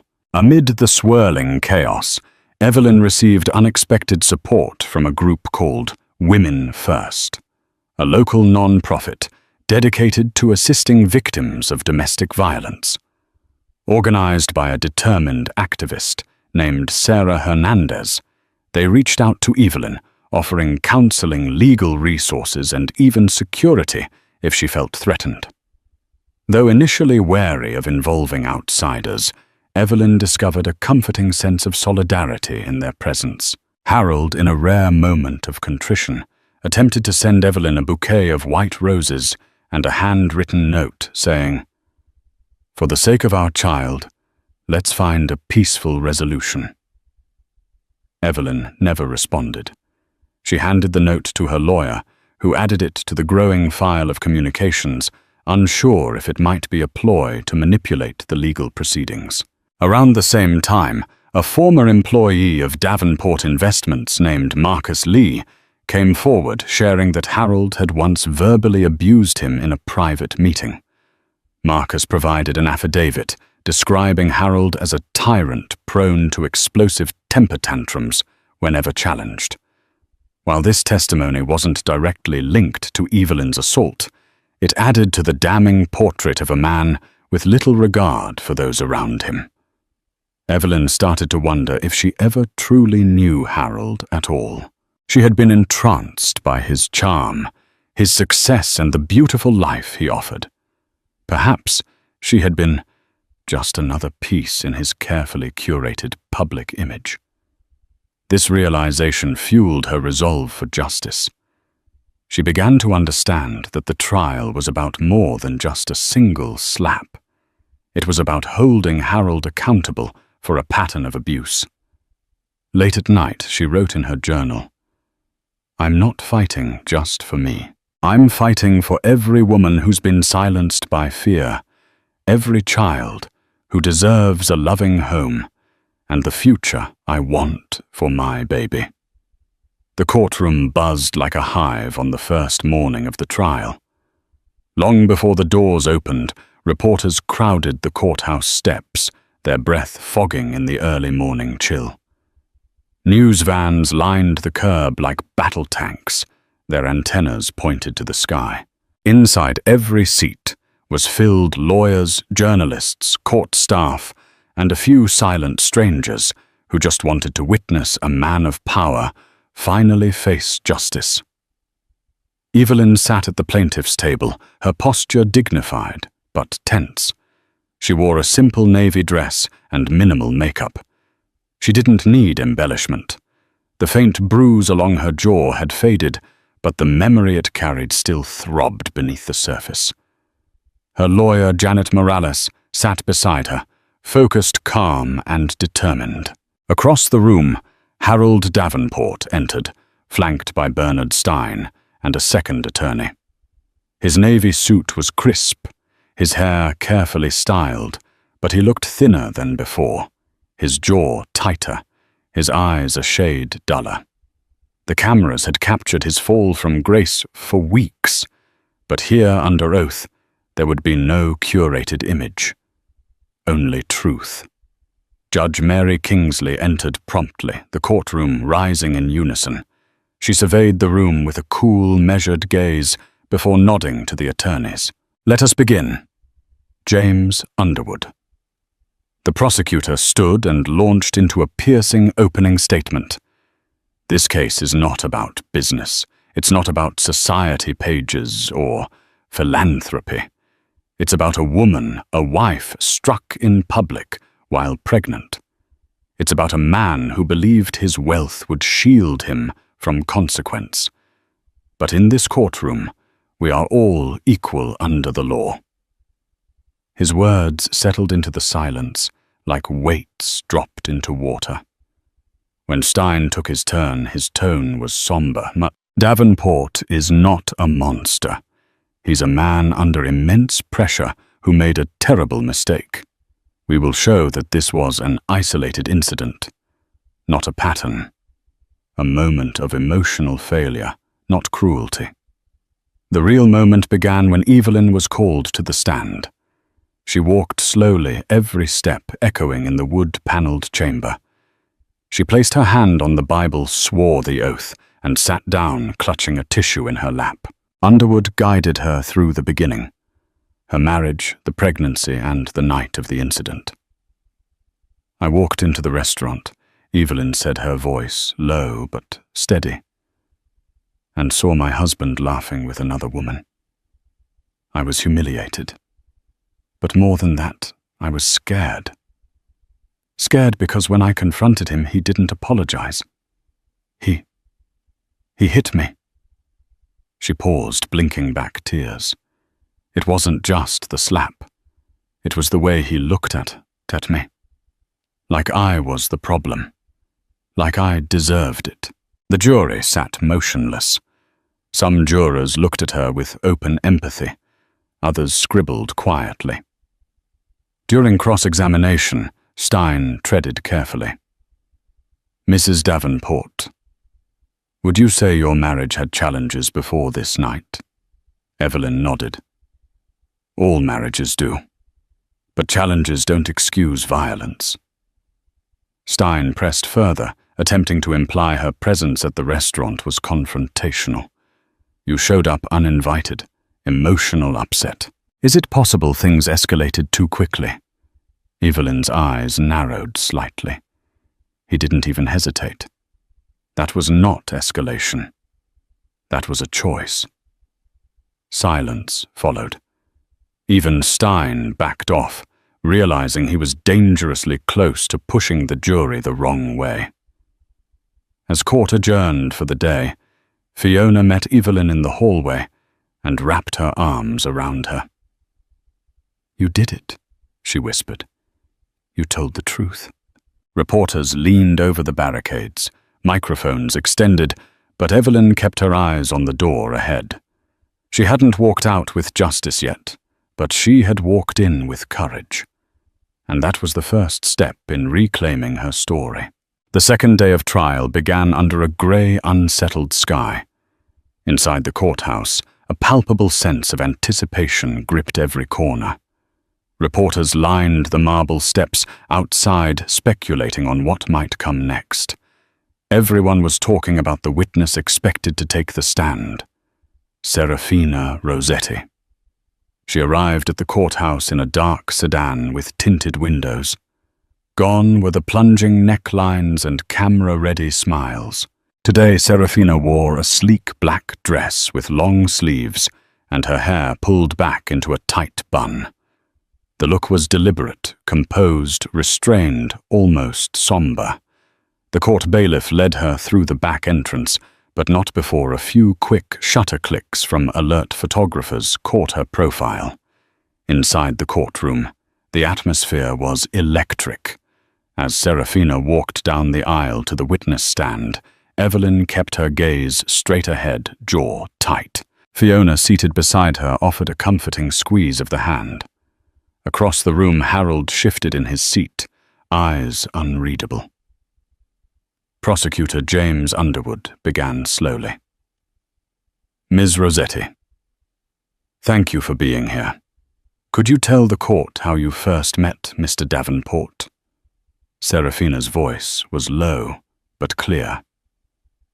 We met at the Grand Regent Hotel lounge. I was singing at the piano bar. He approached me after my set. And when did the relationship become romantic? Serafina hesitated. A few weeks later, he said he was unhappy in his marriage. I believed him. The gallery murmured. Underwood pressed gently. Can you describe Harold's demeanor during your time together? He was intense, controlling in subtle ways, but also charming. He made grand gestures, lavish dinners, gifts.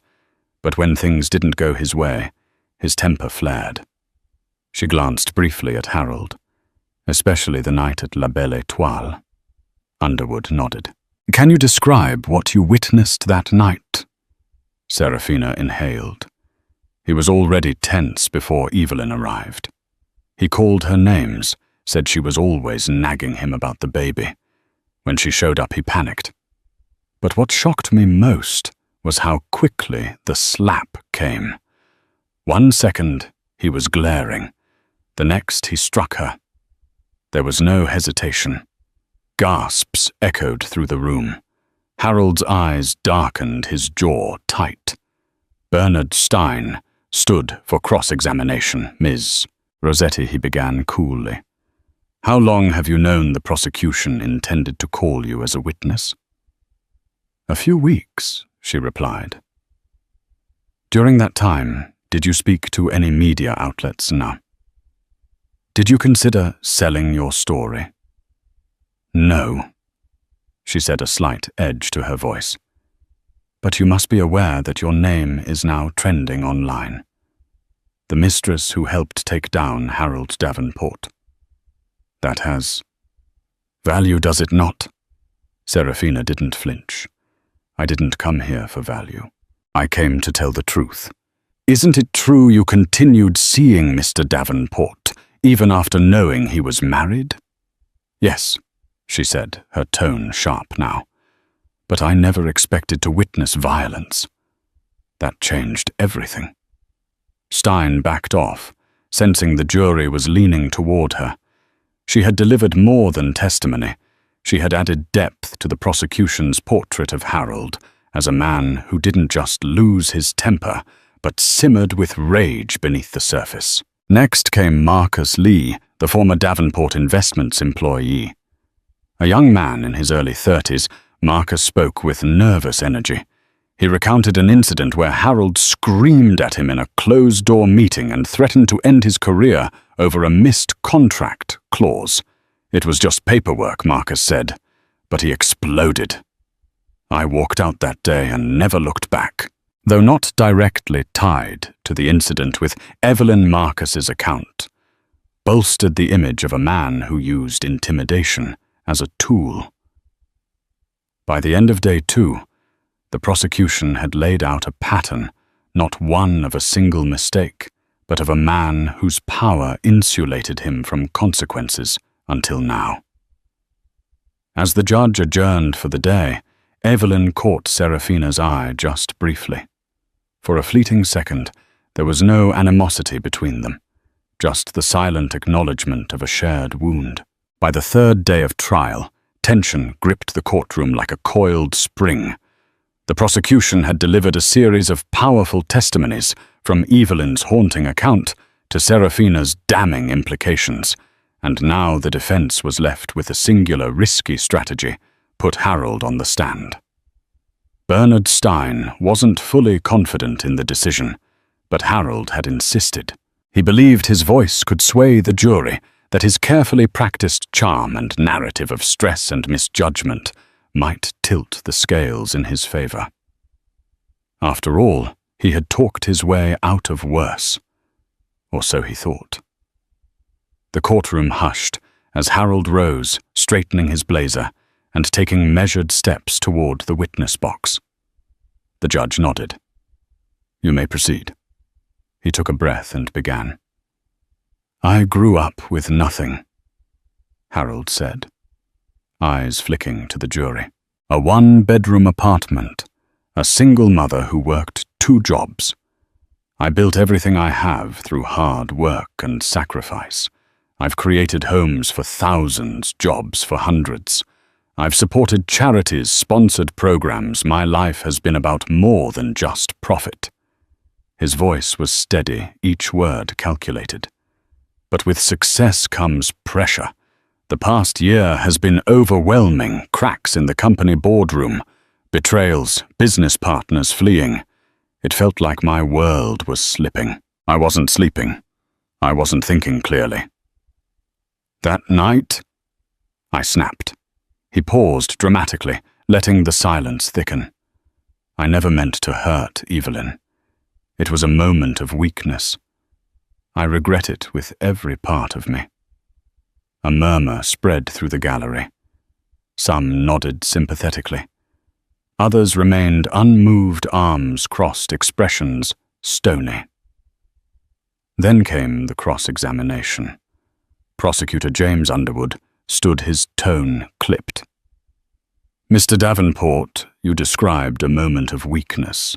Do you believe pressure excuses striking your pregnant wife?" Harold stiffened. "I didn't say it excuses it. I said it explains it." Underwood's eyes narrowed. "You were calm enough to order an expensive bottle of wine. You were composed enough to laugh with your mistress, to pose for photos. But when your wife appeared uninvited, as you put it, you lost control." Harold's face tightened. It wasn't just her presence. It was the scene she caused. "She was confronting you," Underwood pressed, "not for cheating, but for betraying the vows you made while carrying your child. Isn't it true you struck her not because of stress, but because she shattered your illusion of control. Objection. Overruled. Harold hesitated, clearly flustered. I felt cornered. Underwood stepped forward, voice firm. Do you understand the risk you posed that night? Not just to Evelyn, but to your unborn child. Had she fallen, hit her head, lost the baby, would it still have been a lapse? The room fell into complete stillness. Harold's throat bobbed. Of course not. I regret it. Regret doesn't erase action, Mr. Davenport, Underwood said sharply, especially when that action is a violent assault. Stein winced slightly from the defense table. Harold's carefully built narrative was unraveling under the prosecutor's precision. After stepping down, Harold returned to his seat, visibly shaken. He leaned toward Stein, whispering something urgent, but his attorney's silence spoke louder than words. The damage had been done. In an effort to salvage the moment, the defense presented a slideshow of Harold's philanthropic endeavors, ribbon cuttings, charity auctions, photos of him handing oversized checks to children's hospitals. But to the jury, these gestures felt disconnected, like hollow set pieces in a life too carefully staged. From the gallery, Evelyn watched quietly, her fingers resting on her belly. The man on the screen, the smiling public hero, was not the man who had slapped her in front of a room full of strangers, not the man who had abandoned her emotionally long before that night ever occurred. As the day ended, Judge Kingsley announced that closing arguments would be heard the following morning. The jury would soon render their verdict. Outside, cameras whirred and anchors rehearsed their lines. Inside, Harold Davenport sat still, staring straight ahead. For the first time, he looked like a man who didn't know what came next. The courtroom felt like a pressure chamber ready to burst. After 5 days of emotional testimony, war confessions, damning footage, and countless objections, the air was electric with anticipation. Every seat was filled, even the overflow rooms packed with journalists and spectators watching via monitors. Evelyn sat flanked by her attorney, Janet Morales, and Fiona, who gripped her hand tightly. Her breathing was slow, measured, her eyes distant, as if she were trying to float above the gravity of the moment. At the defense table, Harold sat unusually still. Gone was the arrogant tilt of his chin, the impervious glint in his eyes. His hands were folded tightly in his lap, fingers interlocked, knuckles pale. Bernard Stein leaned in and whispered something, but Harold gave no indication he'd heard. His gaze was locked forward, staring into a future he could no longer control. The jury filed in each face, solemn, many avoiding Harold's eyes. The foreperson, a woman in her 40s, with firm posture and a trembling sheet of paper in hand, stood at the judge's cue. In the case of the state versus Harold Davenport, she began, her voice slightly cracking under the weight of the moment. On the charge of felony assault on a pregnant spouse, we find the defendant guilty. A collective gasp rippled through the courtroom, followed by stunned silence. Harold's body jolted, his shoulders dropping, as if the word had pierced something vital inside him. Stein placed a firm hand on his arm, a silent, grounding gesture. The weight of the verdict hung thick in the air. Judge Kingsley's gavel struck once, commanding attention.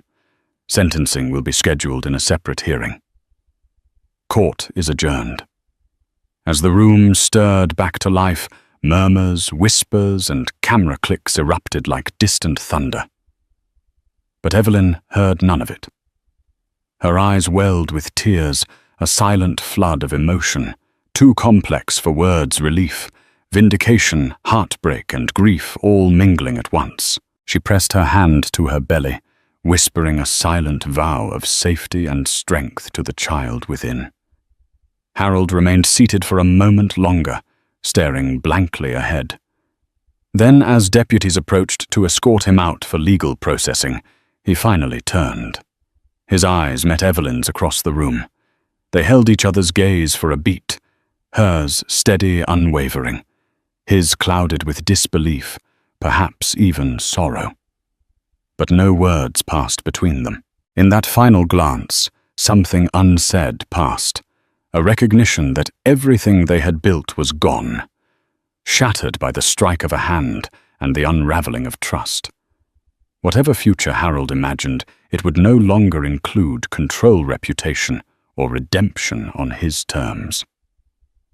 Outside the courthouse, the press surged forward, but Evelyn remained shielded by Janet and Fiona. Sarah Hernandez from Women First stood nearby, offering a warm, silent smile of support. Evelyn looked up at the sky, the sun breaking through a blanket of clouds, and for the first time in months, she exhaled without tension. She had done the unthinkable, stood up to a powerful man, not for revenge, but for her child, for herself, for every woman who had ever been told to stay silent. And though the road ahead remained uncertain, co-parenting, healing, rebuilding, it was hers to walk now free of fear. The verdict wasn't just a ruling, it was a rebirth. And so ends the saga of the millionaire whose pride and betrayal sparked a dramatic courtroom reckoning. Harold Davenport, once considered invincible, now faces the very real consequences of his choices.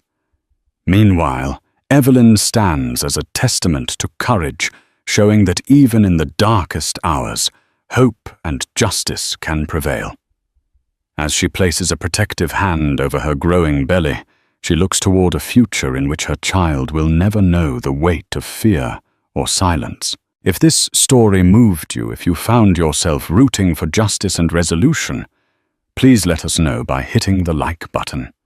Share it with your friends to spark important conversations about accountability and empathy. And don't forget to subscribe to our channel for more compelling tales that shine a light on the complexities of human relationships. Thank you for watching, and we'll see you in the next story.